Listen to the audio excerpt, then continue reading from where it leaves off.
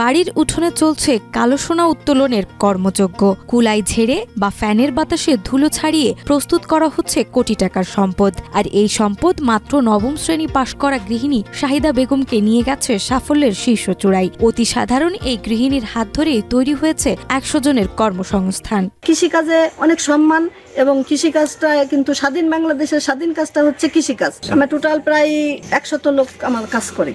ফরিদপুর পৌরসভার গোবিন্দপুর গ্রামের শাহিদা বেগম এখন দেশের অন্যতম সফল নারী কৃষক ও উদ্যোক্তা। নবম শ্রেণী পর্যন্ত পড়ালেখা করা এই নারী একসময় ছিলেন সাধারণ গৃহিণী, কিন্তু পেঁয়াজের বীজ চাষের মাধ্যমে তিনি গড়ে তুলেছেন এক ব্যতিক্রমী সফলতার গল্প। পারিবারিকভাবে কৃষিকাজে তার যাত্রা শুরু। শ্বশুরবাড়িতে ধান, পাট ও ছোলা চাষ হতো। সেখান থেকে কৃষির প্রতি আগ্রহ জন্মায় এবং পথ চলা শুরু করেন এই অদম্য নারী।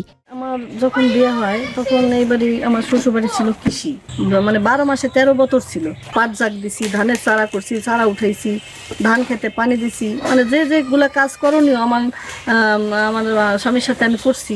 একনল হ্যান্ড ওয়াশ 100% প্যারাবেন ফ্রি, তাই নিরাপদ হাতের জন্য আস্থা রাখুন একনলে। তো এক সময় আমাদেরকে ভিন্ন করে দেওয়া হলো। ভিন্ন করে দেওয়ার পরে আমার যে মানে বেকার অবস্থায় একটা সংসার যদি ভিন্ন হয়ে যায় তখন কিভাবে চলবো। তো এক সময় দেখতাম কি আমার শ্বশুর অল্প কিছু পেঁয়াজের বীজ করে, ও বিভিন্ন জায়গা থেকে লোক আসে, অনেক দাম। তখন আমার হাজব্যান্ডকে আমি বললাম কি যে আমরা একটু করে দেখি কেমন। শাহিদা বেগম 2004 সালে মাত্র 20% জমিতে পেঁয়াজের বীজ চাষ শুরু করেন। প্রথম বছরে তার আয় হয় 80,000 টাকা। 2025 সালে তিনি 30 একর জমিতে চাষ করে পেয়েছেন প্রায় 200 মন বীজ, যার বাজার মূল্য প্রায় 4 কোটি টাকা। উৎপাদন খরচ বাদ দিয়ে তার আয় দাঁড়ায় প্রায় 3 কোটি টাকা। 2004 সালে আমি এই পেঁয়াজের বীজটা শুরু করলাম 2 পাখি জমি দিয়ে। জমিটাও বর্গা। 2 পাখি জমি থেকে আমি 80 কেজি বীজ পেলাম। পরের বছরে ওই টাকা দিয়েই আমি আর জমি বাড়াইলাম। বাড়ানোর পরে আমি পরের বছরে বীজ পেলাম 13 মন।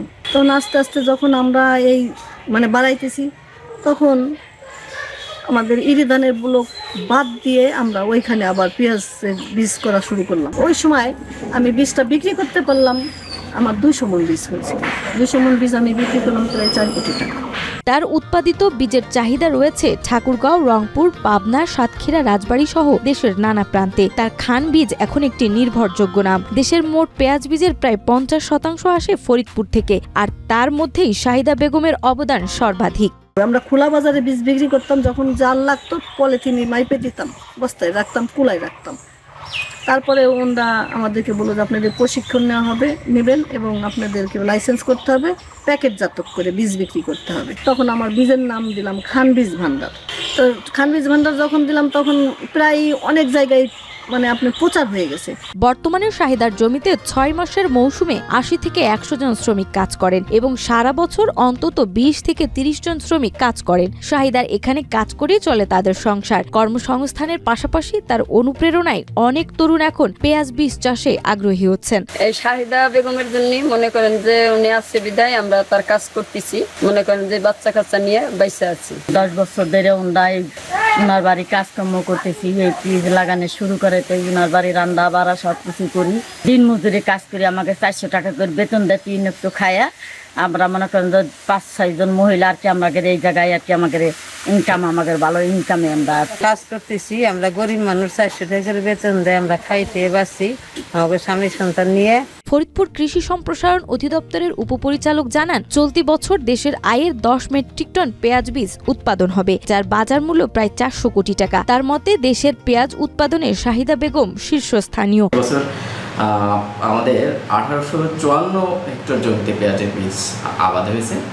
গতবারের চেয়ে এবার ফলন আমরা এখন পর্যন্ত বেশি পেয়েছি, প্রায় 600 কেজি পার হেক্টরে বীজ এখন পর্যন্ত উৎপাদন হচ্ছে। শাহিদা প্রমাণ করেছেন নারী মানেই কেবল গৃহস্থালী নয়, সঠিক সুযোগ পেলে নারীরাও হতে পারে কৃষি বিপ্লবের পথ প্রদর্শক। তার সাফল্য আজ শুধু গোবিন্দপুর নয়, গোটা দেশ জুড়ে নারীদের মধ্যে জাগাচ্ছে আত্মবিশ্বাস ও পরিবর্তনের স্বপ্ন।